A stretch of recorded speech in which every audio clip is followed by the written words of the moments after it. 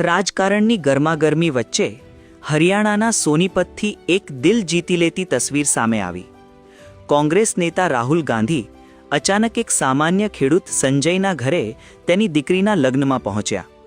આ ખેડૂતના ખેતરમાં 3 વર્ષ પહેલા રાહુલ ગાંધીએ ટ્રેક્ટર ચલાવ્યું હતું અને ડાંગરની રોપણી કરી હતી। લગ્નના ગીતો ગવાતા હતા અને અચાનક રાહુલ ગાંધીને આંગણે જોઈ આખું ગામ હેબતાઈ ગયું। રાહુલે જમીન પર ગાદલા પર બેસીને હરિયાણવી ઠાઠથી માથે પાવન પગડી પહેરી અને સંજયના પત્નીના હાથે બનેલું દેશી ચૂરમું અને દૂધની જયાફત માણી। લગ્નની વિધિઓ વિશે પણ તેમણે રસપૂર્વક પૂછપરછ કરી। 8 જુલાઈ 2023ની સવારે દિલ્હીથી હિમાચલ જતી વખતે રાહુલ ગાંધીએ અચાનક પોતાનો કાફલો મદીના ગામ પાસે રોકાવ્યો હતો અને ખેડૂત સંજયના ખેતરમાં ઉતરીને 15 મિનિટ સુધી ટ્રેક્ટર ચલાવી કાદવમાં ઉતરી ડાંગરની રોપણી કરી હતી।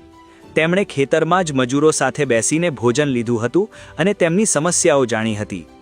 માત્ર અડધો એકર જમીન ધરાવતા સામાન્ય ખેડૂત સંજયને આશા નહોતી કે રાહુલ ગાંધી પોતાનું વચન યાદ રાખશે। રોહતકના સાંસદ દીપેન્દ્ર હુડ્ડાએ કહ્યું કે ધનવાનના લગ્નમાં તો બધા નેતાઓ જાય, પણ ખેડૂતના ઘરે જઈને રાહુલે સાદગીનો પરિચય આપ્યો છે।